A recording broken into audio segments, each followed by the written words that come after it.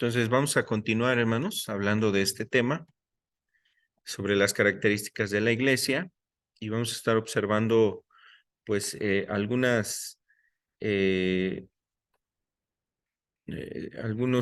puntos solamente como recordatorio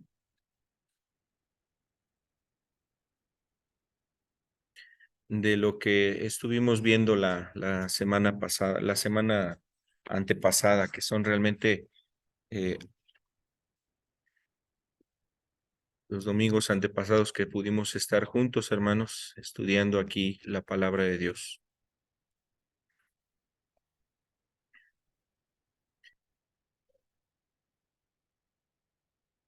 Entonces vamos a estar viendo este punto.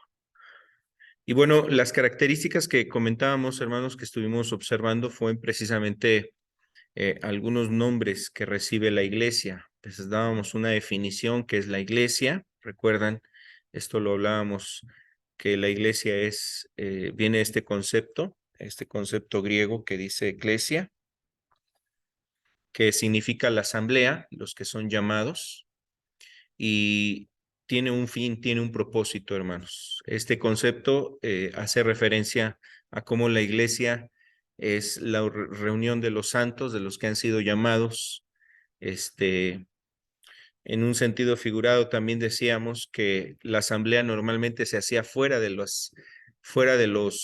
la comunidad, de la aldea. La asamblea se llevaba fuera. Los que han sido llamados a estar fuera, esa es otra palabra que refiere la palabra eclesia.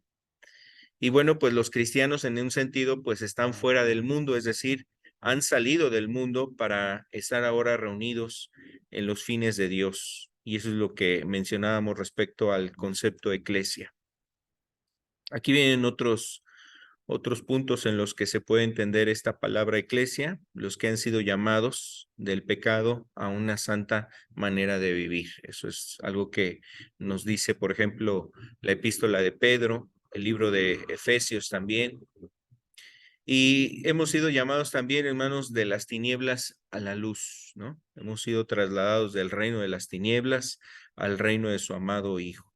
Y esto es también algo importante entender, cómo pues Dios ha estado llamando a su iglesia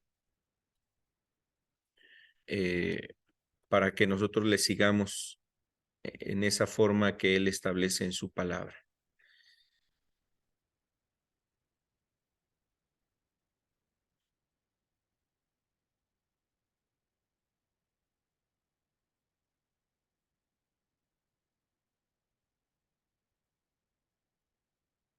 Y bueno, también hablábamos eh, de respecto a un concepto un poquito más amplio, lo que puede definir un diccionario bíblico. La iglesia es el conjunto de los fieles, los que son llamados por Dios por el medio del evangelio de Cristo. Cuando el evangelio es predicado, los que le obedecen son designados como llamados o escogidos por Dios.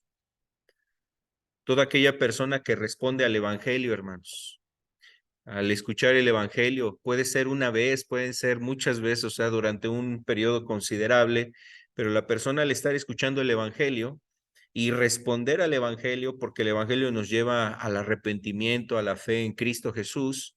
Entonces, si nosotros respondemos al evangelio obedeciendo esa palabra, obedeciendo el evangelio, entonces nosotros ahora, hermanos, pues somos llevados precisamente a formar parte de la iglesia de Cristo.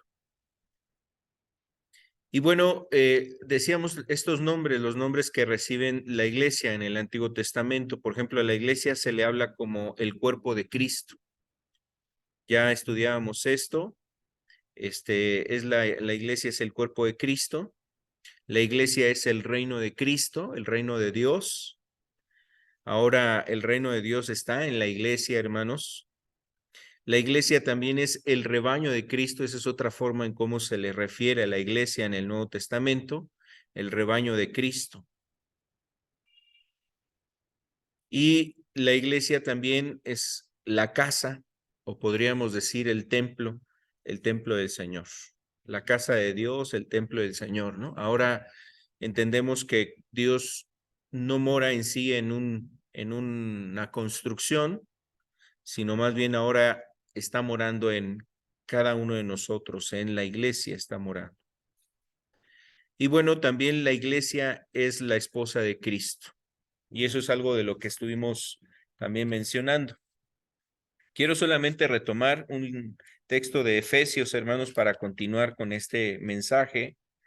En Efesios vamos a ver algunos versículos que nos habla aquí en Efesios capítulo 5, verso 25.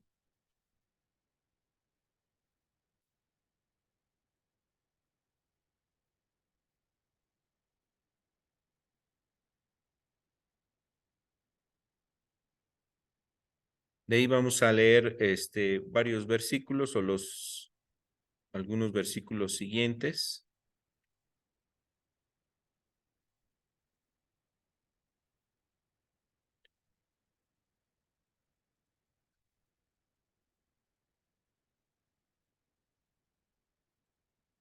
Y dice este pasaje, hermanos, de Efesios 5.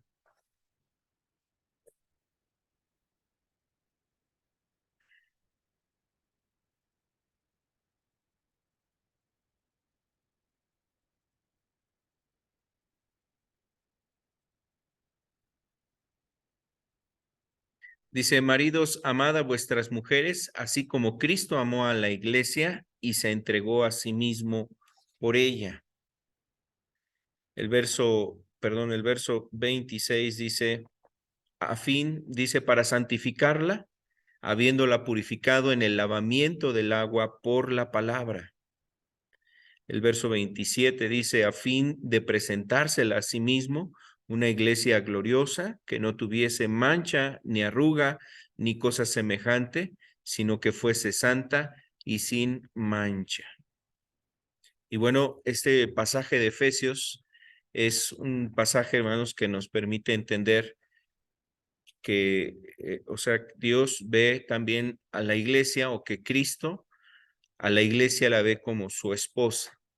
Y la idea es precisamente que Cristo, Él es el novio, Él es el que se unirá a la iglesia, y esto sucederá en el fin de los tiempos, cuando la iglesia esté con Él en el reino de los cielos, es decir, allá en el Edén, en el paraíso, estemos en el cielo con Él, se unirá a la iglesia, y esa es la idea. La iglesia va a estar con Él para siempre. Pero aquí este pasaje de Efesios describe pues la labor de Cristo, que Él, su amor fue de tal manera que se entregó. El propósito de su entrega fue santificar la iglesia. ¿Qué quiere decir santificar? Limpiar, purificar. En ese sentido implica estos dos aspectos: la purificación, la limpieza, y su sangre es la que nos ha limpiado. Y dice que el propósito es preparar para sí una iglesia gloriosa. Y así como las novias, es decir, cuando una persona se va a casar, la esposa, la que va a ser la esposa, esa muchacha, esa joven, esa mujer, se atavía, se prepara, se maquilla, ve el vestido, usa a lo mejor unos adornos en sus oídos, unos aretes, un collar, no sé, y todo de alguna forma es para tratar de resaltar la hermosura, la belleza. Y así es la iglesia, hermanos. La iglesia también tiene que estar preparada, porque la expectación es que Cristo, cuando nosotros nos estemos con Cristo, estemos listos y preparados para ese momento que será el estar con Cristo. Dice, a fin de presentársela a sí mismo una iglesia gloriosa, que no tenga mancha, ni arruga, ni cosa semejante. Amén. Entonces, esto es lo que Dios está buscando, hermanos, también en este tiempo. Y bueno, lo comentamos porque es precisamente el propósito de parte de Dios, que nosotros veamos que Cristo viene por esa iglesia, y debemos de estar listos. Esos son los nombres que estuvimos viendo, hermanos, sobre la iglesia. Vamos a continuar ahora en esta otra parte del estudio, que tiene que ver con las características de esa iglesia verdadera. Y la primera de ellas, hermanos, es que es una iglesia cristiana, una iglesia bíblica, una iglesia que es fiel a Dios, es la iglesia que cree en la Biblia.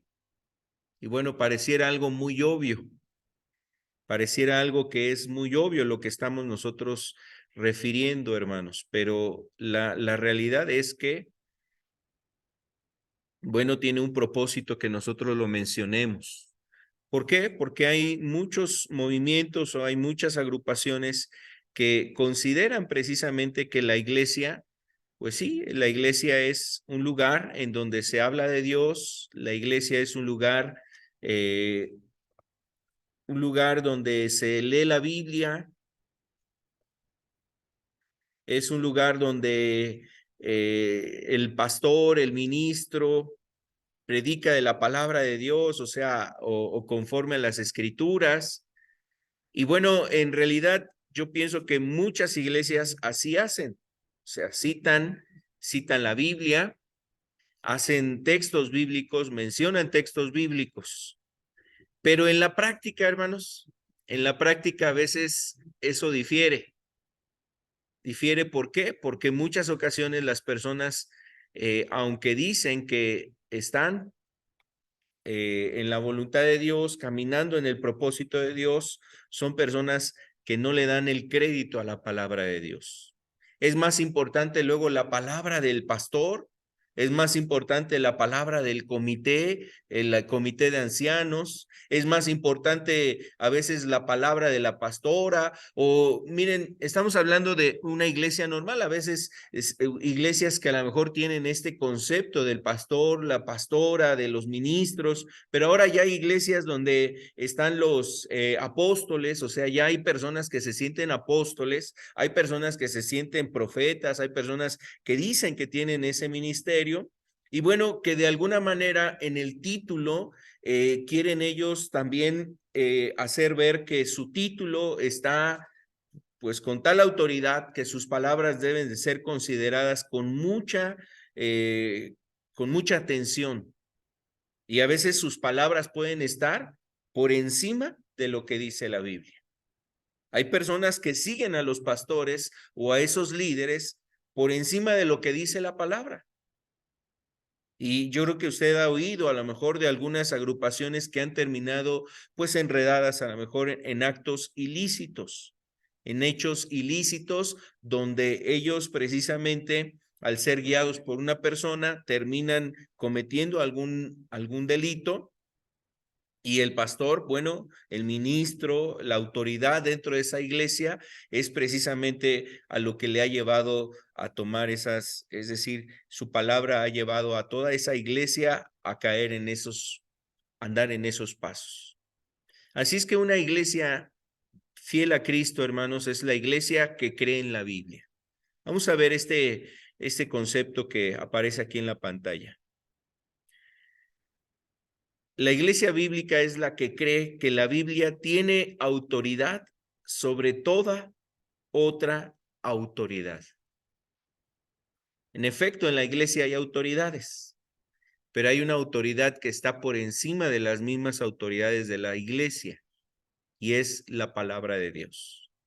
Es decir, la palabra de Dios está por encima de la autoridad de cualquier apóstol, profeta, ministro, reverendo, teólogo, sacerdote, cualquier persona, de cualquier persona, la autoridad está por encima de ella la palabra de Dios. Entonces, esto es importante, hermanos, porque una iglesia que quiere vivir conforme a la voluntad de Dios debe someterse primeramente a Dios, a su palabra. Por tanto, esta iglesia, que es una iglesia bíblica, va a rechazar cualquier enseñanza que no armonice con la Biblia, con las Sagradas Escrituras. Y por ello es importante estudiar las palabras de Dios, hermanos. Hace algunos años atrás hubo diferentes movimientos que de alguna forma algunas personas les hacían creer que eso era la manifestación de Dios en la vida de una persona. Y bueno, hubo algunos casos donde supuestamente la llenura del Espíritu Santo, el bautismo del Espíritu Santo, les llevaba a las personas a reírse incontroladamente, frenéticamente. Inclusive fue un movimiento que se dio con algo a la par que también se conoció como el movimiento de la fe y la prosperidad.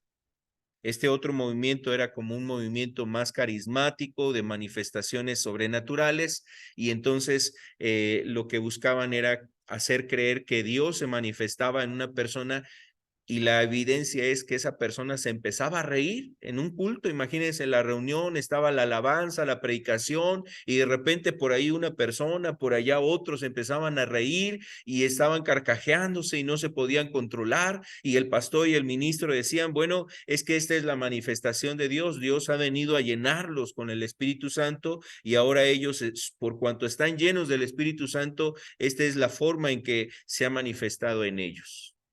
Así es que este proceder generaba precisamente que algunas personas creyeran este tipo de cosas. Cuando no estudiamos la palabra, hermanos, cuando la palabra no es nuestra autoridad, entonces terminamos creyendo y avalando ese tipo de cuestiones. O como los escándalos sexuales que se dan dentro de los grupos cristianos o dentro de las iglesias, hermanos, que ha afectado a muchas personas, ¿no?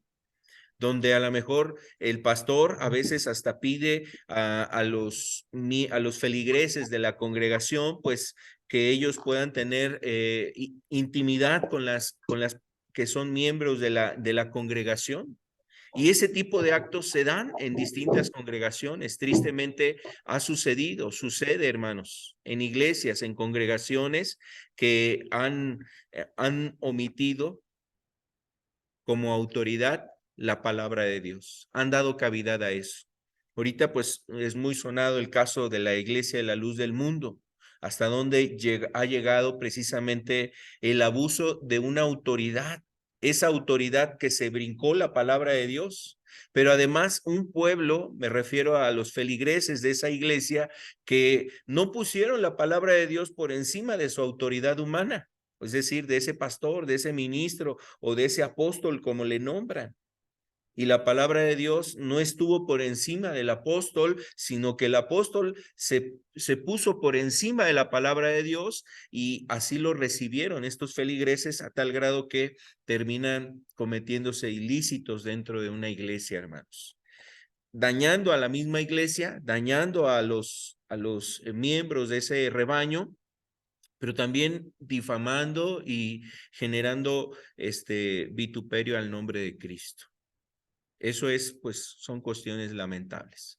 Aquí entre nosotros hay hermanos que han estado en algunas otras congregaciones, y podemos nosotros saber con toda claridad, hermanos, cuando la Biblia a veces era puesta por debajo de la palabra del pastor o del ministro, del reverendo, de lo que sea, y se rechazaba la autoridad de la palabra para establecer la palabra del ministro.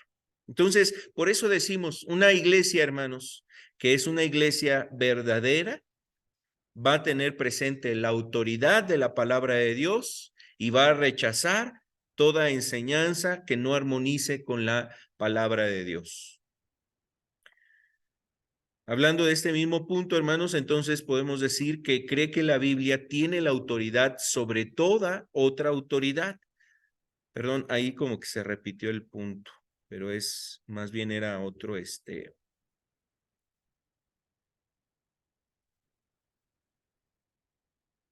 ¿sabe qué sé? Vamos a ver la segunda característica.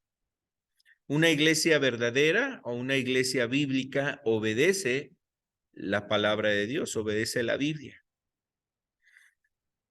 Y bueno, en este sentido decimos, muchos dicen que creen a Dios, que creen en la Biblia. La misma Biblia nos declara, hermanos, que aún los demonios creen y tiemblan. Pero la Biblia dice también que esa clase de fe es una fe muerta. Porque no hay una obediencia. No solamente basta el creer que la palabra de Dios, que la Biblia es la palabra de Dios.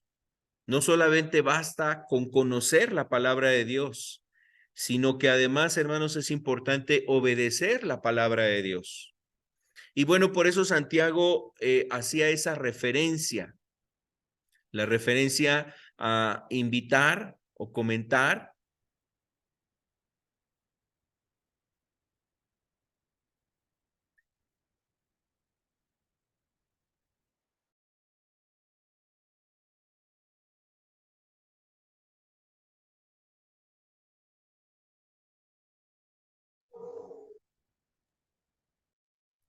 Entonces, no es suficiente el hecho de conocer la palabra de Dios y de creer que la Biblia es la palabra de Dios, sino de obedecer la palabra de Dios.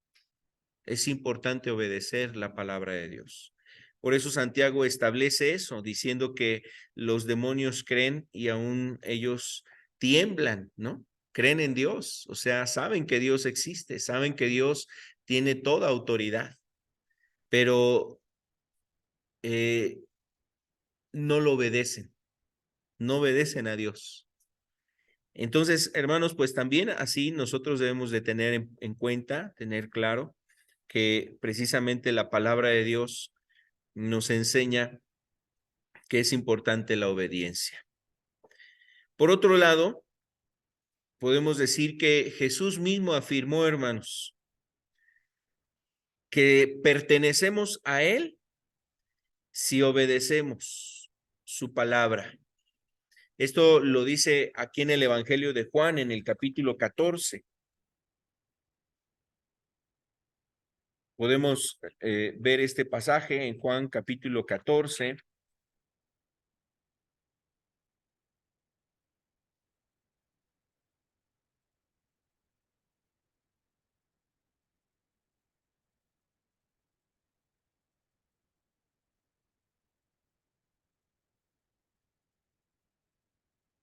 Dice el Evangelio de Juan capítulo 14. Vamos a ver dos versículos, uno de ellos el verso 21.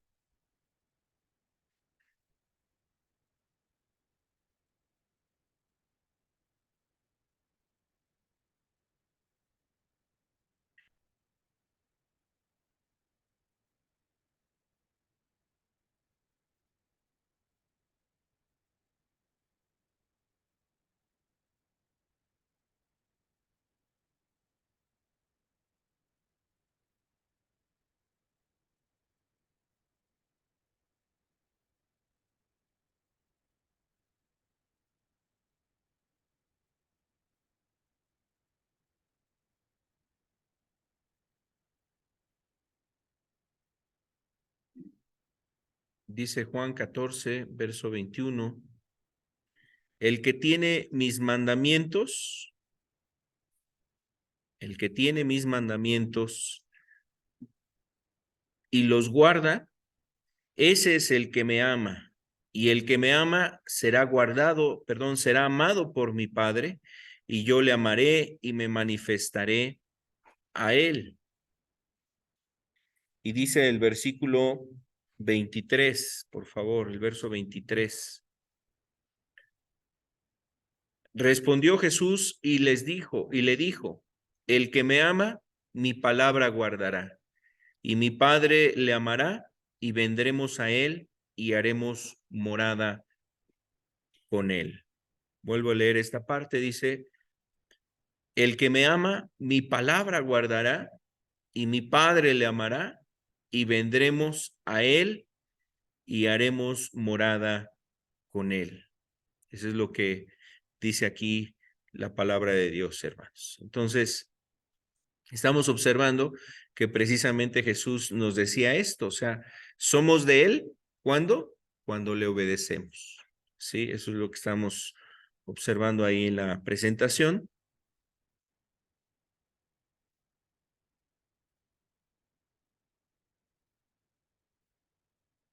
Y bueno, hermanos, pues entonces la característica, la segunda característica de una iglesia verdadera es que obedece la Biblia. No solamente cree que la Biblia es la autoridad, sino que además también la obedece. Y bueno, esto nos lleva a entender, hermanos, que la Biblia es la autoridad final sobre todo asunto relacionado a Dios, la salvación y lo que está por venir. Es decir, la Biblia es la que establece esa autoridad, es decir, que en ella encontramos todo lo que nosotros necesitamos para relacionarnos con Dios. Y de aquí, hermanos, pues de alguna manera, a veces pensar que necesitamos una revelación nueva, pues no, más bien lo que necesitamos es que Dios en su verdad, en su gracia, nos permita comprender sus escrituras. Sabemos que no es algo difícil de entender el reino de Dios, hermanos, pero hay aspectos de la escritura donde necesitamos que cada vez el Espíritu Santo nos ayude a profundizar más. Es algo así, la palabra de Dios es algo así como el mar. El mar, hermanos, tiene diferentes profundidades. Hay diferentes profundidades en el mar. Y bueno, definitivamente la parte más sencilla es lo que está así, encima del mar.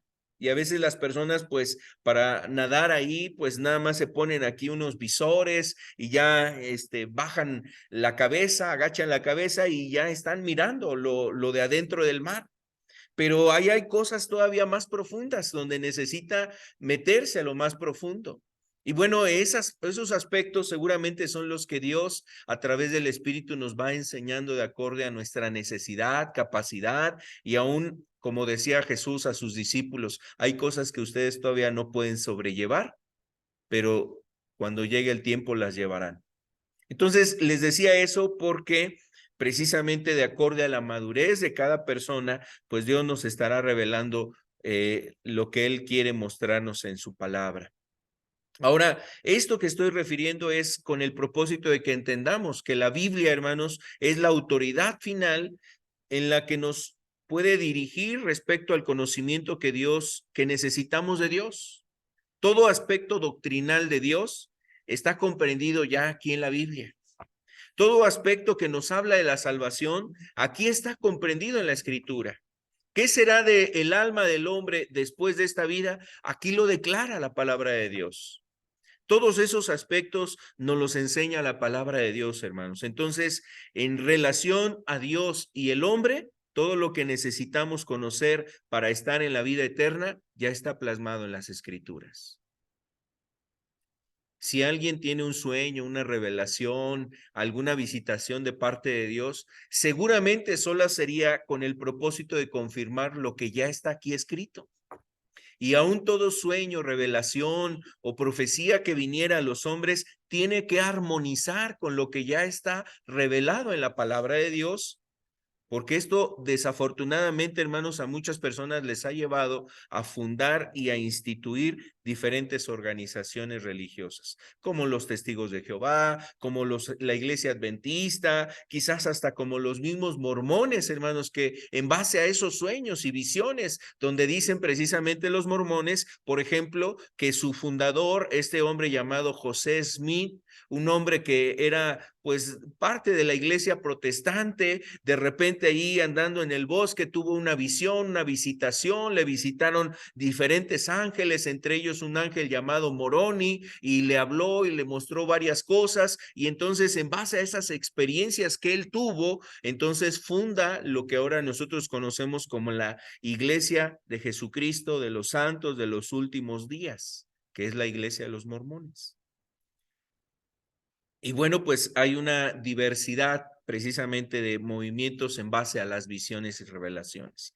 Por cierto, precisamente el hecho de que estas agrupaciones se levantan, normalmente se levantan y establecen su enseñanza y su doctrina en compendios, en libros, en tratados, para que sus feligreses estudien más sus libros que la Biblia. Y por eso la iglesia mormona tiene pues lo que es el libro del Mormón, porque ahí se establecen los parámetros de conducta que son aceptables desde el punto de vista de la iglesia mormona.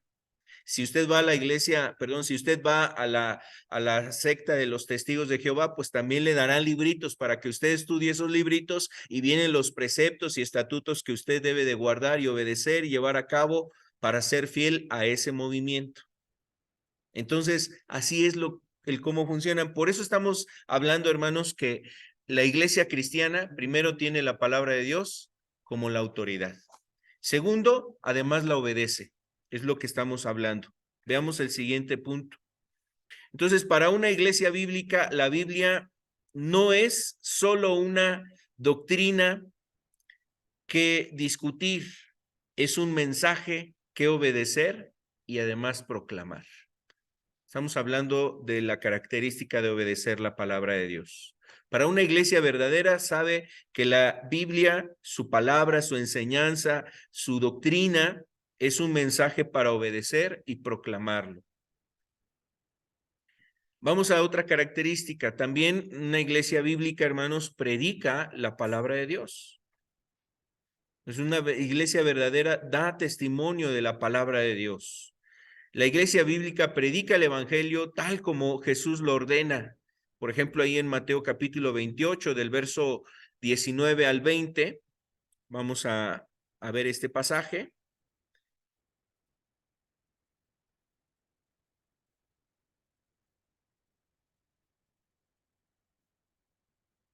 Mateo 28, versículo 19. Dice la escritura: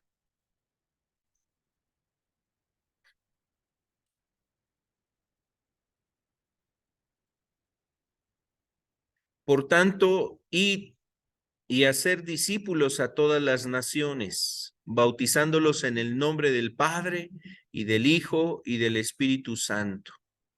Verso 20 dice: enseñándoles que guarden todas las cosas que os he mandado. He aquí yo estoy con vosotros todos los días hasta el fin del mundo. Amén. Entonces, nos está haciendo referencia, hermanos, a esta encomienda que hemos recibido.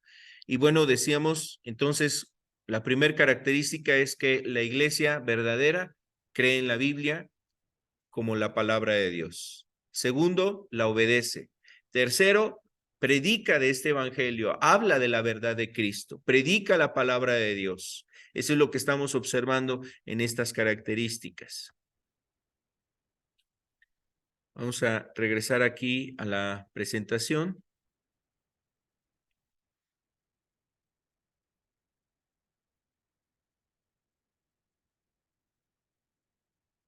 Y bueno, hermanos, pues entonces, además de que predica, no predica solamente lo popular, lo que la gente quiere oír, lo que la gente le gusta escuchar, sino que habla realmente todo el mensaje de Dios. Eso es lo que vemos del apóstol Pablo. En algún momento llamó a los ancianos de Éfeso, estando él en una ciudad llamado Mileto, y manda a traer a los ancianos de Éfeso y les dice: yo les he hablado públicamente y por las casas, no he rehuido de hablarles todo el consejo de Dios. Así es que yo estoy limpio de la sangre de ustedes. Como diciéndoles: miren, yo les hablé todas las cosas, el amor de Dios, la gracia, la misericordia, la compasión, pero también hablé de su justicia, hablé también de su indignación, de su ira, del castigo eterno. No he rehuido de anunciarles todo el consejo de Dios. Y hermanos, pues realmente como cristianos, como iglesia, nosotros debemos de predicar completamente el evangelio de Dios. Entonces, una iglesia verdadera, una iglesia bíblica, además de que predica el evangelio, pues no predica solamente lo popular, a veces es predicar solamente como mensajes de superación personal. Ahora ya es eso, lo que se predica en muchos lugares, de motivación, de que tú eres exitoso, eres un grande delante de Dios, que tú vas a ser una persona rica, que tú vas a lograr todos tus propósitos, tus metas, que tú vas a alcanzar todas las cosas. Y eso es lo que se le predica a muchas personas. Hermanos, hay muchas iglesias en este tiempo que se están convirtiendo solamente en un club de optimistas, en un club de ánimo, en un club social.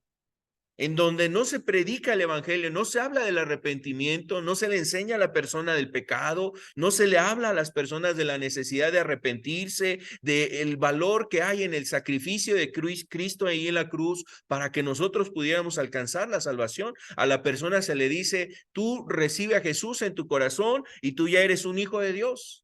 Y bueno, esa persona a lo mejor se cree ese mensaje y no hace cambios en su vida, no vuelve su corazón a Dios, sigue maltratando a la familia, sigue siendo grosero, sigue siendo un hijo desobediente, una persona rebelde, sigue siendo un hombre que está haciendo cosas incorrectas, a lo mejor en el internet, en las redes sociales, haciendo cosas indebidas con el novio, con la persona, con el compañero en el trabajo, en la escuela, en la calle, con el vecino, haciendo cosas indebidas.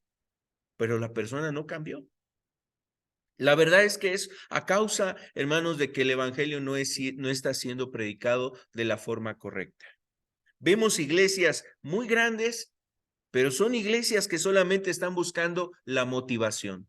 Tú eres un campeón, tú eres exitoso, tú eres un príncipe, tú eres una princesa de Dios, tú eres un hijo de Dios, tú eres una persona muy valiosa para Dios y no dudo que realmente a los ojos de Dios Él nos ha mirado con gracia, con misericordia, nos ha mirado realmente con ese amor que le caracteriza a Dios, pero eso es diferente al hecho de que la persona la ponen en el trono, en el centro, y Cristo está alrededor de ellos. Cuando es al revés, Cristo está en el trono y nosotros debiéramos estar en torno a Cristo, hermanos. Entonces, hay muchas iglesias que no predican el evangelio de Cristo, solamente predican lo más popular, lo más agradable. Como dice el Antiguo Testamento, aquel profeta decía, y me fuisteis como cantor, como un cantor de amores, como aquel que cantaba canciones que le gustaban oír a las personas. Y hermanos, el predicador no debe de ser eso. El predicador debe ser un comunicador de las buenas nuevas de Dios en este tiempo. Y esas buenas nuevas pues nos invitan también al arrepentimiento. No se predica solamente fragmentos aislados de textos aislados y textos separados del mensaje. Porque a veces esto es muy común, hermanos, hacer de un texto un fundamento doctrinal en muchas corrientes cristianas. Se hace un fundamento doctrinal y en base a esa doctrina, ese fragmento de la Biblia, se distorsiona la palabra de Dios. Cuando hablábamos de la Biblia, hermanos, de la palabra de Dios, hablábamos de un refrán que hay que es muy importante, es un dicho o es una regla que debemos nosotros de cuidar, evitar caer en ese error sobre la interpretación de la Biblia. Y se la recuerdo, decíamos que un texto sacado de contexto es un buen pretexto. Y muchas ocasiones los textos que se sacan de contexto sirven para justificar actos incorrectos, inmorales, que Dios no aprueba, que a Dios no le agradan y que las personas muchas ocasiones buscan justificar algún proceder en sus vidas. Hermanos, así es que cuando se predica un fragmento aislado de la Biblia o en base a un fragmento aislado de la Biblia, se hace un fundamento doctrinal, sirve para la justificación de acciones incorrectas de los hombres. A veces ni siquiera hay textos, ni siquiera hay frases que la gente está diciendo. Por ejemplo, a veces hay algunas personas que me han dicho en varias ocasiones, pero ya ve, hermano, cómo dice la Biblia, ayúdate que yo te ayudaré. Pero pues ese texto no está en la Biblia, quién sabe de dónde lo sacaron, pero eso no viene en la Biblia. O hablar acerca de distinción de cristianos, ¿no? Dice, no, es que yo soy todavía un cristiano carnal. ¿Cómo que eres un cristiano carnal? No, pues sí, por eso yo estoy todavía tomando. Hermano, es que todavía tengo mis desliz, todavía caigo ahí en el alcohol porque no soy un cristiano espiritual, todavía sigo siendo un cristiano carnal, pero la verdad es que ya Cristo hizo la obra en mí. Y la persona piensa que estando en ese estado o encontrándose en ese estado espiritual, cuando él muera va a ir a la gloria con Dios. Eso es lo que él cree. Porque a veces en base a textos se hacen interpretaciones equivocadas. Y muchas veces eso lo hace en referencia a lo que dice Pablo en Primera de Corintios. Dice, no les hablo como a espirituales, sino como a carnales. Y entonces le estaba hablando a los cristianos, pero eran cristianos que había ahí en ellos envidias, había ahí contiendas, había ahí disensión, había entre ellos ahí vanagloria y estas cosas. Y el apóstol Pablo, en efecto, los está exhortando a causa de los malos procederes que tienen. Pero no era el motivo para justificar y avalar una doctrina de decir, hermano, es que yo estoy en un proceso, soy un cristiano todavía carnal, pero el Señor va a hacer la obra en mí. Y bueno, de esa manera a veces se ocupa la escritura para tratar de justificar acciones incorrectas. Debemos de guardarnos de eso, hermanos, cuidarnos. La Biblia entonces se predica y se predica el evangelio de forma completa. Esto es lo que está en el centro precisamente del evangelio, que es el arrepentimiento y la fe en Cristo Jesús, hermanos. En el evangelio hay un llamado al arrepentimiento y obviamente aun cuando la persona se arrepienta y decida ya no portarse mal, dejar el pecado, cortar el pecado, no va a ser salvo por ese paso. Necesita ir a Cristo, porque Cristo es el único que nos justifica. Cristo es el único que nos perdona. Por medio de Cristo podemos nosotros ser perdonados. Así es que nosotros tenemos necesidad, hermanos, de predicar la palabra también a muchas personas. Otra característica de esta iglesia es una iglesia verdadera, hermanos, se preocupa por el bienestar espiritual de los miembros de la iglesia. Y miren, vamos a ver aquí algunas referencias. No las vamos a leer en la escritura. Aquí por eso puse la cita bíblica. Las podemos leer nosotros con calma. Por ejemplo, se estiman. O sea, el hecho de que se estimen, nos estamos refiriendo a que se aprecian. Hay un aprecio hacia el hermano, hacia la hermana. Es decir, es parte del mismo cuerpo al cual tú perteneces, el cuerpo de Cristo. Y por eso Pablo, cuando decía que somos un cuerpo, entonces nos dice, ¿acaso el ojo le va a decir a la mano, no te necesito? ¿El pie le dirá a la cabeza, no tengo necesidad de ti? No, nos necesitamos. Entonces nos estimamos. Los miembros, somos miembros los unos de los otros. Eso es lo que dice Romanos capítulo 12, verso 5, hablando de que somos parte de este cuerpo.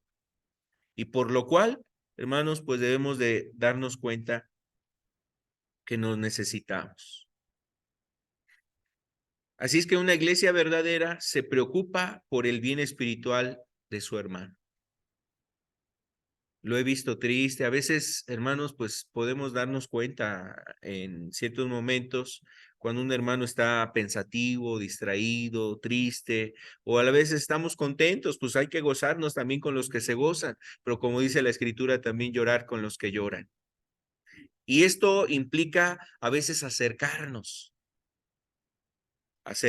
y decir, hermano, ¿cómo estás? Te he visto pensativo, te he visto triste, ¿tienes algún problema, alguna necesidad? ¿Quieres que te ayude a orar por alguna carga? Y eso, hermanos, manifiesta precisamente este aspecto, que se estima uno a otro, y eso es algo muy importante que nosotros hagamos. Saludarnos, hermanos, despedirnos, pues vernos y mirarnos con mucho cuidado. Es decir, mirarnos con mucho, pues, aprecio. Fíjense que hace tiempo había momentos, estábamos yendo a una región en Puebla y cuando las personas empezaban a buscar a Dios, allá la gente de la comunidad les empezaba a dejar de hablar. Ya no les hablaban a los que empezaban a buscar a Dios. Y había momentos tales, hermanos, que de repente venían caminando sobre la misma acera y venía una hermana, un hermano caminando en esta acera y venía su vecino, su pariente, a lo mejor distante, un poco distante, pero de repente lo que hacían es que lo veían a la distancia y lo que hacía aquel pariente o familiar o amigo es pasarse a la otra acera para no topárselo de frente, para no tener que saludar, porque ya era un hermano, porque ya era un hermano separado, porque a lo mejor lo etiquetaban. No, es que ya se volvió aleluya, ya es un hermanito, ya es de los cristianos, ya ha cambiado. Y entonces, pues para no verlo, mejor se pasaban del otro lado. Ahora, lo pongo eso como ejemplo, cuán importante es que nosotros como cristianos nos estimemos porque vivimos las mismas circunstancias. A veces estamos con dificultades, afligidos, con enfermedad, a veces con desánimo, a veces con preocupaciones, a veces con angustias. Y las luchas que tú tienes, seguramente las puede tener un hermano que está a tu lado, atrás de ti, enfrente de ti, tiene también unas luchas, a lo mejor en una circunstancia diferente, pero también está pasando momentos difíciles como los que tú puedas estar pasando. Y es más fácil llevar la carga entre dos que uno solo. Hay un refrán que a veces nos ha mencionado el hermano Sergio. Y aquel refrán dice que solos llegamos más rápido. Imagínate dos personas que emprenden un viaje, pero uno decide irse solo y se va solo a un destino en particular. Pues va a llegar más rápido. Dice, solos llegamos rápido, pero juntos llegamos más lejos. Y hay una historia, hermanos, de un alpinista. Hace tiempo me pasaban esa historia. Eran tres alpinistas que se habían ido a caminar en el monte, en la montaña me refiero. Y de repente los agarró una nevada y una tormenta en la montaña, hermanos. Y ellos sabían que todavía les faltaba ciertos kilómetros para poder llegar a la casa de refugio. Normalmente en las montañas hay casas o cabañas que sirven de refugio precisamente para los alpinistas. Y cuando ellos estaban por llegar a ese lugar, de repente uno de ellos se cae y se rompe la pierna. Se rompe la pierna, se fractura. Ya no iba a poder caminar. Entonces, uno de estos alpinistas dijo, es que va a ser nosotros o él. O sea, ¿nos salvamos nosotros o nos quedamos aquí todos? Es decir, vamos a morir aquí todos. Y entonces ese hombre dijo, ¿sabes qué? Mejor yo me voy. Si tú te quieres quedar con él, le decía al segundo alpinista, si tú te quieres quedar con él, quédate con él. Y hermanos, pues de alguna manera hay un compromiso entre los mismos alpinistas. No dejarse, no abandonarse, estar juntos, aun cuando hayan pasado momentos así de drásticos, de difíciles. Y ese segundo alpinista decidió, ¿sabes qué? Pues si quieres, vete tú, yo me quedo con él. Así es que aquel hombre se fue, hermanos. Aquel hombre se fue y los dejó a ellos dos, al que tenía rota la pierna y al segundo alpinista. Y entonces decía ese hombre, ¿y ahora qué hacemos? Pues sabes qué, te voy a llevar en mi espalda. No, pero va a ser muy difícil, va a ser muy pesado.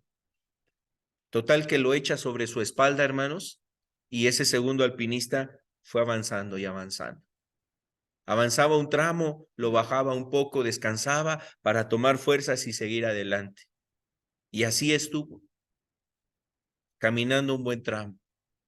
Hermanos, a lo lejos alcanza a visualizar un poco una de las linternas que tenían en la cabaña y se dio cuenta que ya estaban cerca del refugio.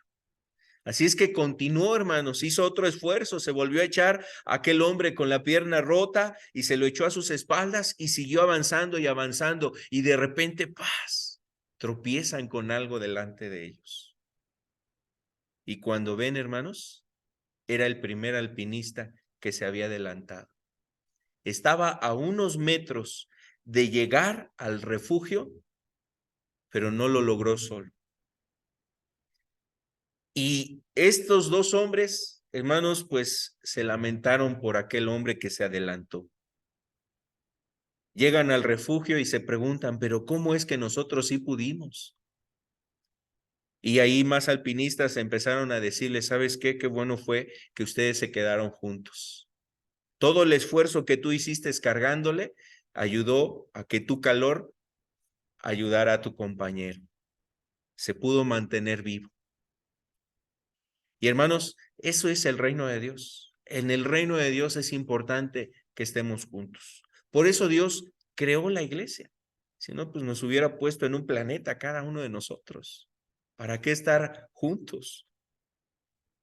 Nos hubiera puesto en una montaña cada uno de nosotros a cuidar ahí un bosque, ¿no?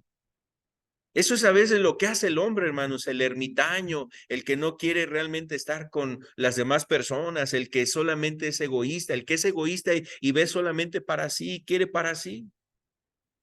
Hermanos, en el cristianismo no hay llaneros solitarios. Alguien sabrá qué es eso. En el cristianismo no hay eso. En el cristianismo no es el superhombre. Es el cuerpo de Cristo donde nos ayudamos mutuamente y solamente a través de Cristo, hermanos, vamos a poder avanzar en el reino de Dios. Por eso dice este pasaje de Romanos 12:5, somos miembros los unos de los otros. Y si un miembro se duele, todo el cuerpo se duele con él. Y si un miembro está alegre, hermanos, todos nos alegramos con él. En ese contexto es donde dice, pues llorad con los que lloran, gozaos con los que se gozan. También en el reino de Dios,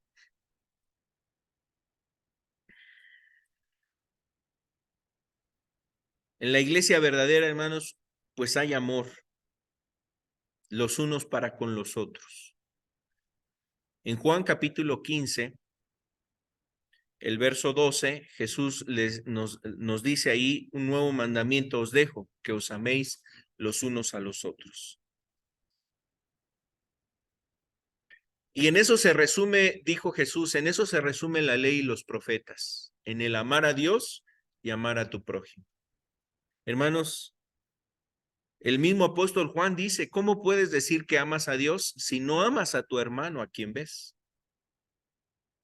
Entonces, la escritura en este sentido nos lleva, hermanos, a que el amor debe de ser manifiesto entre nosotros como cristianos. El amor que describe la Biblia, el amor que, por ejemplo, habla la epístola de Romanos capítulo 13, dice cuál es el amor. El amor, dice, no se envanece, el amor no es jactancioso, el amor no se goza de la injusticia, el amor no se irrita, el amor todo lo cree, todo lo soporta, todo lo espera. El amor, hermanos, no guarda rencor.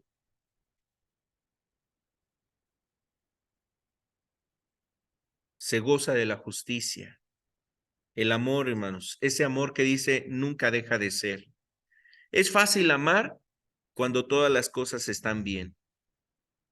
Pero cuando las situaciones son opuestas, adversas, entonces es donde realmente se refleja y brilla el verdadero amor. El amor que nos habla la Escritura no es como el amor de este mundo, hermanos. En el amor de este mundo, si tú amas, eres amado.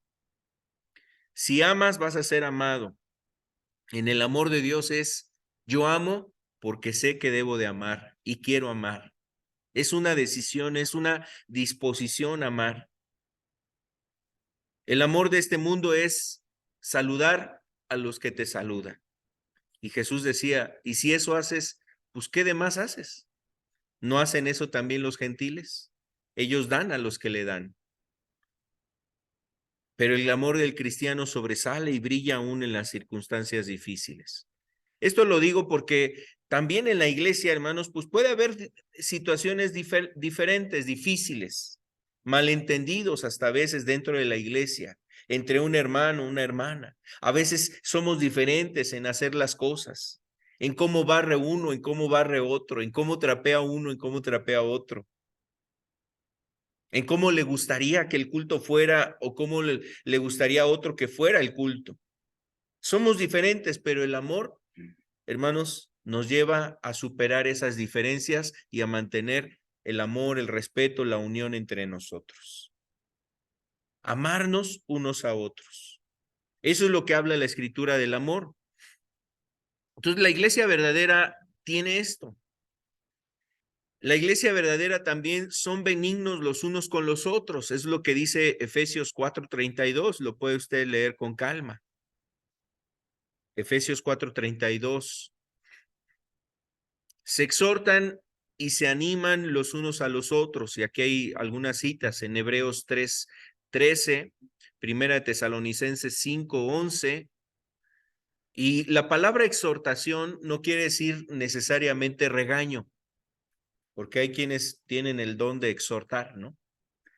Pueden tener el don de la exhortación. Bueno, que haya más don de amor, hermanos, que don de exhortación. La exhortación no necesariamente es el regaño. Podemos ser muy prontos en ese aspecto, hermanos, de regañar, de hacer, de señalar el mal, de señalar el error, de señalar la falta del hermano, de la hermana, aún dentro de la misma familia. Quizás somos muy prontos para manifestar el error y la falla y la falta de alguien. Por eso digo, o sea, que haya más amor que este don. Y lo digo en un sentido cómico, porque no es realmente un don la exhortación, sino más bien la palabra exhortación lo que busca, hermanos, es como una persona que se sale del camino y el que lo mira, que se está saliendo del camino, va por él y lo hace volver o regresar al camino. Esa es la idea de exhortación. El que hace volver al camino al que se estaba desviando. Y bueno, pues no es en base a varazos, ¿verdad? La verdad es que Dios no nos trajo a varazos, hermanos, a nosotros, a su presencia, a conocerlo. O sea, ¿quién de ustedes vino aquí con los pies quebrados? Alguien vino aquí en muletas, alguien vino paralítico, alguien vino aquí a lo mejor con, no sé, con una enfermedad ya terminal. Son raros los casos que están así, hermanos. Y la verdad es que Dios nos ha traído en misericordia y en verdad. Nos llega el evangelio y sus palabras, ¿sí? Nos redargullen, nos hacen entender que estamos mal. Y eso es el propósito de Dios, convencernos para que nos metamos al camino. Entonces Cristo, hermanos, hace eso con nosotros. No nos está amenazando, ¿verdad? Si no te arrepientes, voy a abrir la tierra y te va a tragar viva la tierra. Si no te arrepientes, van a descender bolas de fuego del cielo y te van a destruir. Y bueno, algunas ocasiones, a veces a algunas personas les gustan esas predicaciones, ¿no? Que el pastor predique de esa forma. Estoy viendo la espada desenvainada de Dios que va a caer este día aquí en la reunión, y el que no se arrepienta, esa espada ya está desenvainada para cortarlo de raíz. Y a veces hay personas que les gusta que así hubiese predicaciones y sermones. Hermanos, la verdad es que yo, sinceramente, el Señor no me habló así de esa forma. Sí me hizo entender que yo estaba mal, que no iba en el camino correcto, me llamó a arrepentirme, pero en ninguna manera hubo una amenaza donde me dijera el Señor, estás próximo a irte a la condenación eterna. No dudo que pueda el Señor hacerle o darle ese tipo de mensaje a alguna persona, pero no creo que es el mensaje general. Cada uno de nosotros hemos sido llamados de diferentes formas, pero en algo concordamos. Dios nos habló, hermanos. Dios nos habló y Él nos hizo entrar en su camino, volvernos a Él, entregarnos al Señor Jesucristo. Entonces, hermanos, por un lado es la exhortación y el animarnos los unos a los otros. Dice que nos exhortemos cuando vemos que el tiempo está cercano, que nos animemos, hermanos, los unos a los otros, cuando vemos que el tiempo está cercano, el fin. Además, también, hermanos, pues la amonestación entre nosotros, los unos a los otros. Y bueno, la palabra amonestar es como esas llamadas de atención que a veces hay o puede haber entre nosotros. Quizás un hermano en amor, un hermano con una autoridad, un hermano que tiene un respeto, un hermano que Dios le ha permitido tener precisamente esa autoridad, ese respeto, y nos hace quizás una llamada de atención en nuestras vidas. Otro aspecto es el orar unos por otros, según lo que dice Santiago, ¿no? Que oremos unos por otros para que seamos perdonados, para que también haya sanidad entre nosotros. Es el contexto que habla el apóstol Santiago. Entonces, se estiman, se aman, son benignos, se exhortan, se amonestan, se animan, oran unos por otros, levantan o llevan las cargas los unos de los otros, es lo que dice Gálatas 6:2. Llevad las cargas los unos de los otros. También, hermanos, el no hablar mal o el no murmurar los unos de los otros, eso habla de una verdadera iglesia. No murmurar los unos de los otros. Santiago nos lleva precisamente a que no caigamos en ese proceder. Jesús en Mateo 18 nos insta a resolver los problemas entre hermanos para evitar caer en la murmuración, para evitar caer en la calumnia, en la difamación, en contar alguna situación personal, contarla a lo mejor con media congregación, ¿no? Y a veces el último que se entera es el hermano con el que tenías el problema. No, o sea, no es así, hermanos. Tenemos que saber cómo resolver también los problemas entre nosotros. Cuando se dieren problemas o malentendidos, ¿cómo debo yo de proceder? Y de eso, pues el Señor nos deja también consejo y enseñanza en la palabra. Más adelante veremos esos puntos. Entonces, aquí lo importante es que una iglesia verdadera se cuida de la murmuración. Hermanos, hasta en la Biblia tenemos el caso y el ejemplo de una iglesia que estaba tambaleándose por causa de la murmuración. Y parece que el reino de Dios se estaba deteniendo por causa de la murmuración. ¿Qué iglesia estamos hablando? De la primera iglesia en el libro de los Hechos, en el capítulo 5, dice que como había una distribución donde los hebreos decían, vamos a distribuirlo de esta manera, los griegos decían, no, es que eso es injusto, ¿por qué le dan prioridad a las viudas de los hebreos y a las griegas las menosprecian? No, eso es racismo. Imagínense, en nuestros tiempos serían esas las frases. Eso es discriminación, eso es racismo, eso es xenofobia, eso es realmente desprecio a esta raza. Y entonces habría un rechazo así. Bueno, esa iglesia tuvo un problema, pero como hubo murmuración, entonces el reino de los cielos se detuvo y esa iglesia, hermanos, hizo un alto en el avance del reino de los cielos y los apóstoles dijeron, ¿saben qué? Vamos a resolver este problema. La solución es que haya varones que nos ayuden a realizar esta tarea y que estén encargados de la distribución correcta de los recursos, que sean atendidas las viudas, tanto las hebreas como las griegas, que sean atendidas correctamente para que ninguna persona se tropiece. Y escogieron varones con sabiduría, llenos de fe y del Espíritu Santo, y Dios bendijo esa decisión. Y hermanos, pues el reino de Dios continúa avanzando. Pero esa iglesia de los Hechos nos refleja, hermanos, que las iglesias, ¿cómo pueden ser perturbadas y destruidas por la murmuración? Jesús lo dijo, ¿no? Por ejemplo, en Mateo dice, una casa dividida no va a prevalecer. Una casa dividida no prevalecerá. Y hablando de la iglesia, recordemos que somos la casa de Dios. Una casa dividida no va a prevalecer. Así es que el hermano, la hermana que anda contando, difamando, haciendo comentarios de un hermano, una hermana que no lo ha corroborado, que no le consta, que no está seguro, lo que está haciendo es proclamar o propagar la murmuración, el chisme, y eso fractura la unión en la iglesia. Por eso, hermanos, nosotros debemos de ser cuidadosos en cómo atender esos problemas. Hay que atenderlos, sí, hay que hablar, pero la Biblia nos dice cómo debemos de hablar, con quién debemos de hablar, cómo buscar la solución de esas cosas. Ya lo estudiaremos en su momento.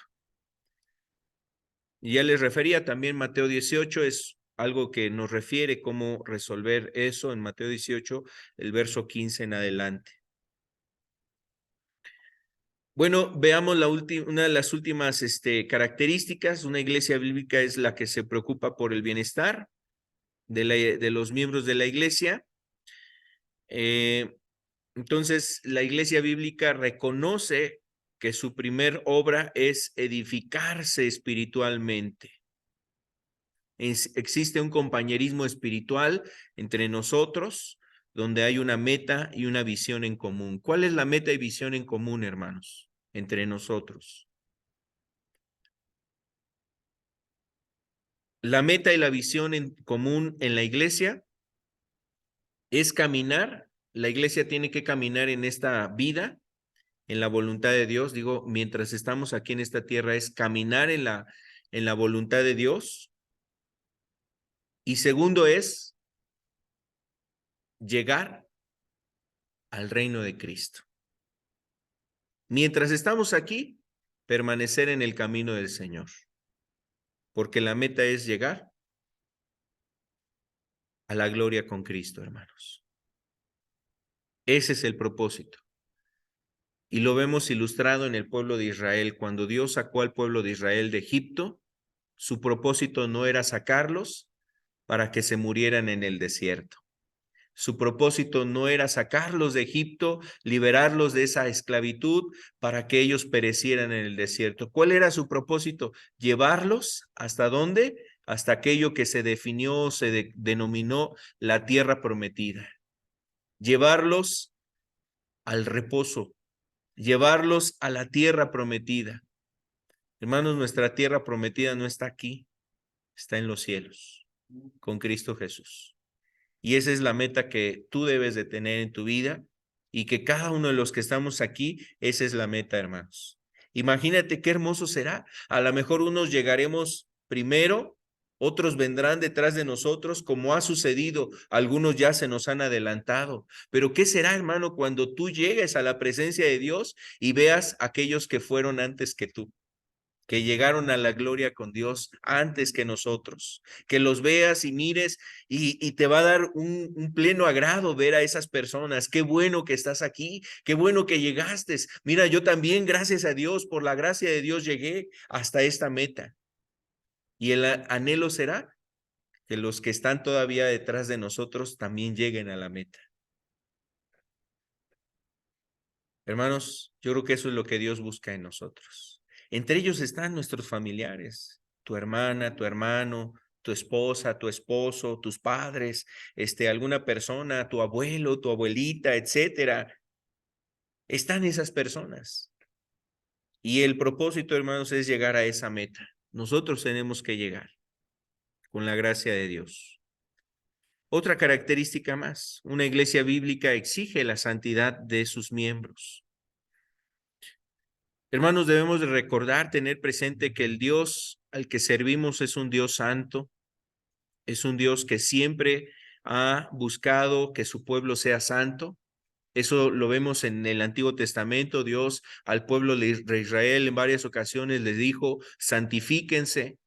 Por ejemplo, en el capítulo 19, aun cuando van a entrar a la tierra prometida, ahí en Josué les dice, santifica al pueblo porque verán maravillas.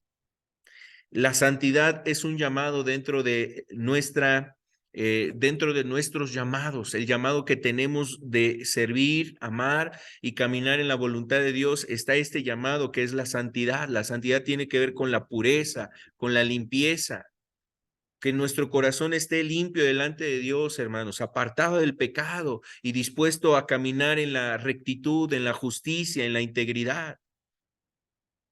Y Dios ha llamado a su pueblo de esto. En Levítico, Dios le vuelve a llamar al pueblo de Israel a que sean santos. Santos seréis porque Jehová vuestro Dios santo es. El apóstol Pablo dice que nosotros tenemos que caminar en esa santidad, hermanos. Lo habla en Romanos, lo habla en las epístolas, lo establece también la epístola de Hebreos, dice que sin santidad nadie verá al Señor. El apóstol Pedro también llama a la santidad diciendo que nosotros debemos de ser santos, así como Él es santo, en su epístola. Entonces, en varias partes de la Escritura encontramos este llamado. En el profeta Isaías, teniendo aquella visión, decía, santo, santo, santo. Eso es lo que veía el profeta Isaías. Y la pregunta que se hacían era precisamente, ¿quién morará? O sea, ¿quién estará contigo? Yo habito en las alturas y en la santidad y con aquel que es quebrantado y humilde de espíritu. Hermanos, ahí es donde está Dios en la santidad. Entonces, la iglesia verdadera invita, lleva a los cristianos, a los discípulos a caminar, a tener presente que su vida debe caminar en esta condición, en este estado, buscar la santidad, estar en la santidad.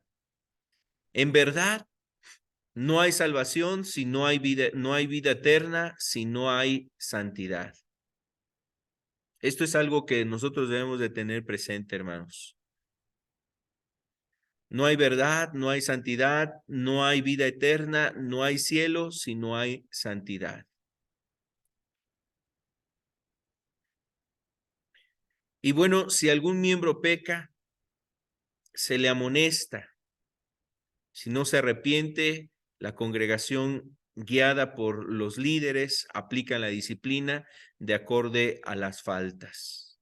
Y bueno, esto es solamente un comentario, hermanos, de que a veces en la iglesia es necesario la amonestación, llamar al arrepentimiento. Si no hay arrepentimiento, dependiendo el pecado, dependiendo la gravedad del pecado, entonces se aplica lo que hay que se denomina como disciplina. La Biblia habla de la disciplina en Hebreos capítulo 12, ahí en 1 Corintios capítulo 6, también se habla sobre esto, sobre la disciplina, en 1 Corintios 5, perdón.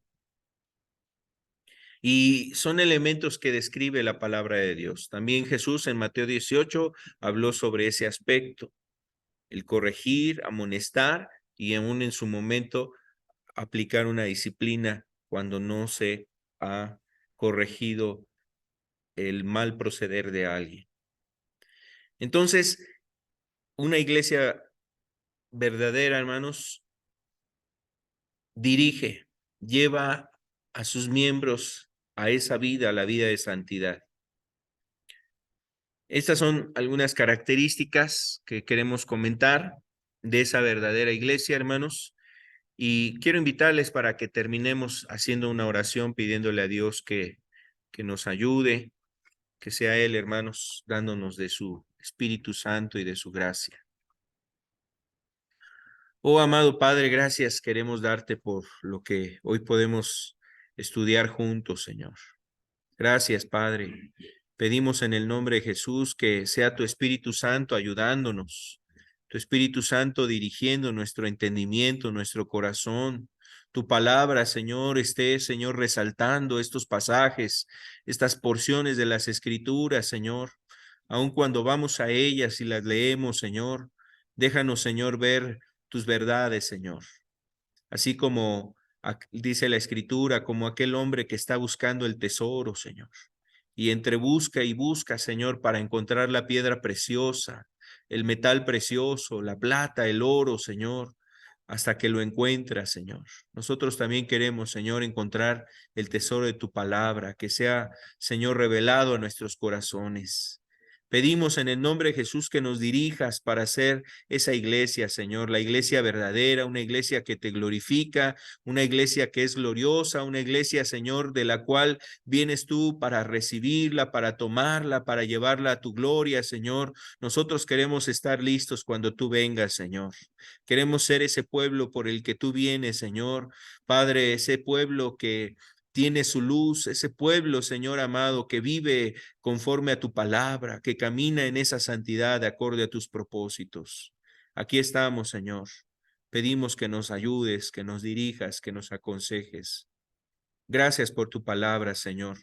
Guárdala en nuestros corazones obedecer tus verdades, Señor. Y te damos a ti la gloria en el nombre de Jesús. Amén y amén, Señor.